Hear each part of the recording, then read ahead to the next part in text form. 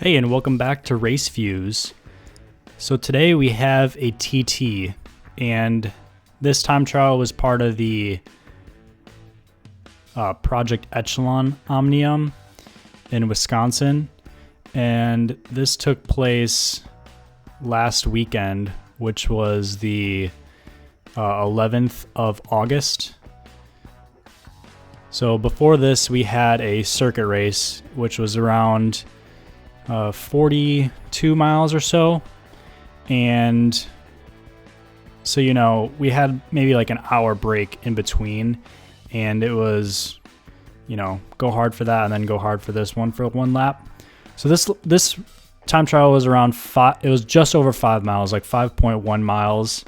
You can see in the map in the top right corner where we start, and then we're going to finish just slightly away from there, like once you do a full lap.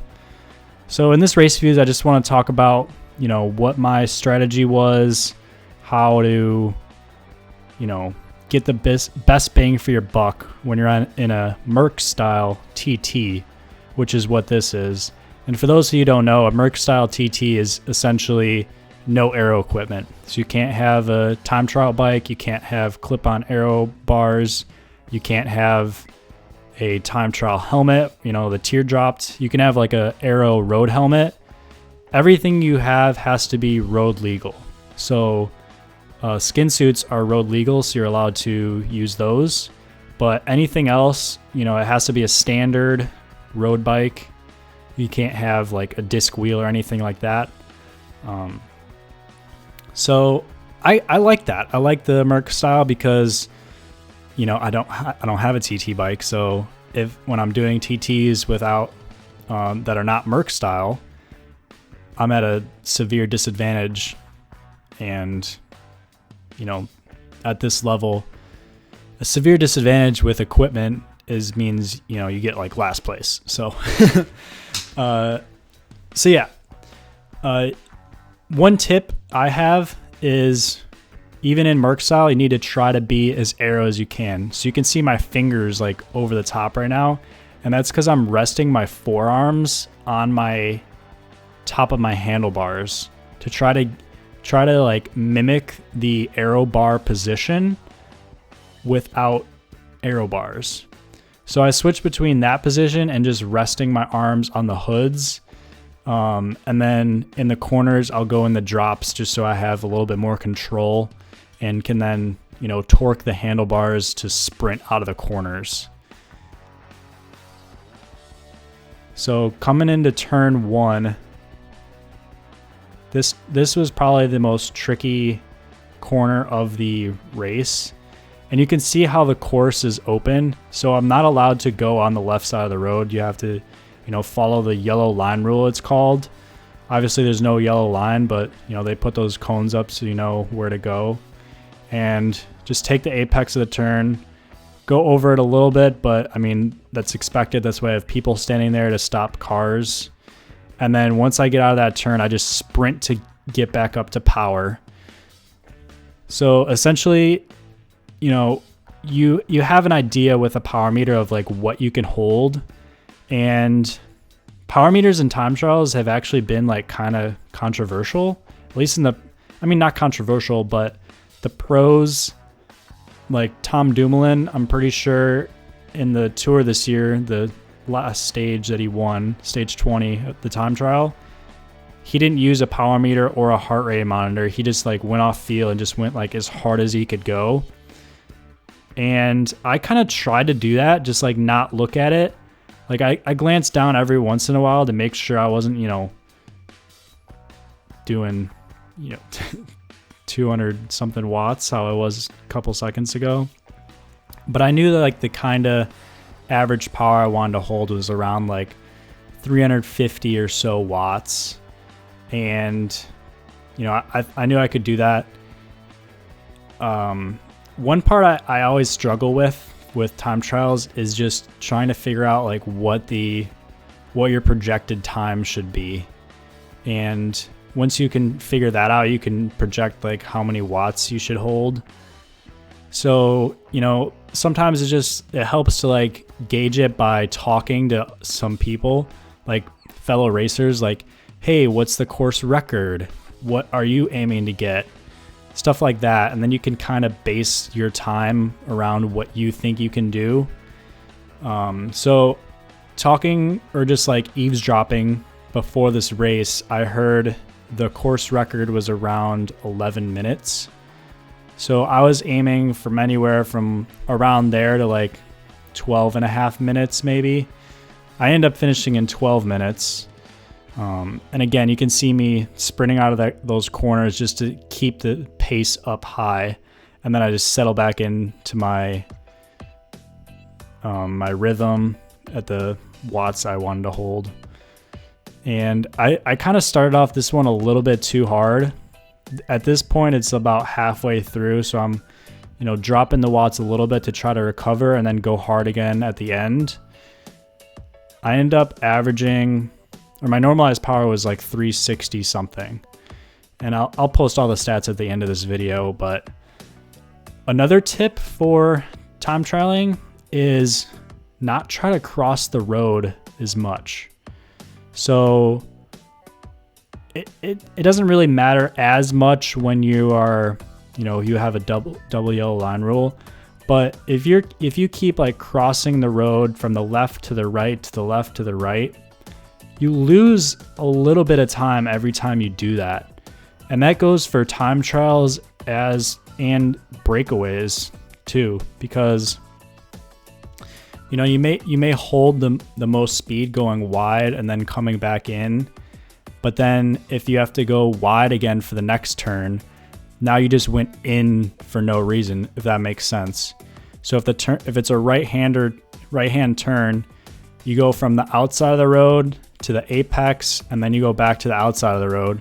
But if you then go back to the inside of the road, okay, that's fine. But then you have to eventually go back to the outside again to make that other right-hand turn. So you just lose a little bit of time every time you do that. So with this course, it's all right-hand turns. So you really want to stay towards the center and then take that apex and then go wide to the outside again, and then you can just keep following that line. Obviously, you're not always going to be able to do that, and with it only being half the road width, it really doesn't matter that much, especially since this time trial is this short. But it's just something to think about. You don't want to be keep crossing back and forth, because it does waste a little bit of time. Another thing I like to do is, and I just learned about this recently, is use your strengths to your advantage.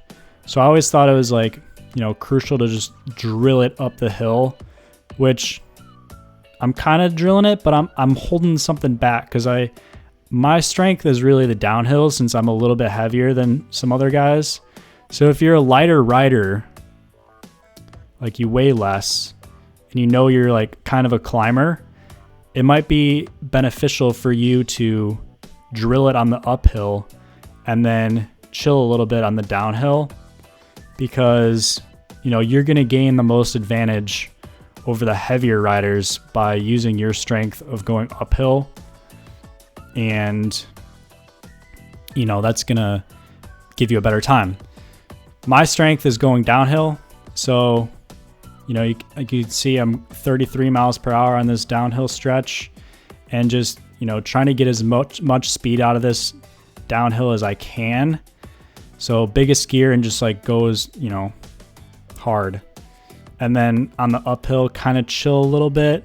You can see my watts drop in the 200s, because I know there's a little downhill coming up, and then I'm gonna drill it again. So just recovering just slightly, but that's another thing to think about. And by no means am I an expert on time trialing. They haven't even released the results yet, so I don't know where I finished, but I know I was around 12 minutes. The record was probably 11 something again. But that's just something I've learned with the small amount of time trials I've done, because there really isn't that many time trials around in like races and stuff. But from the couple I've done, try to learn something every time. So this corner is really fun. You can take it super fast, 28 miles per hour.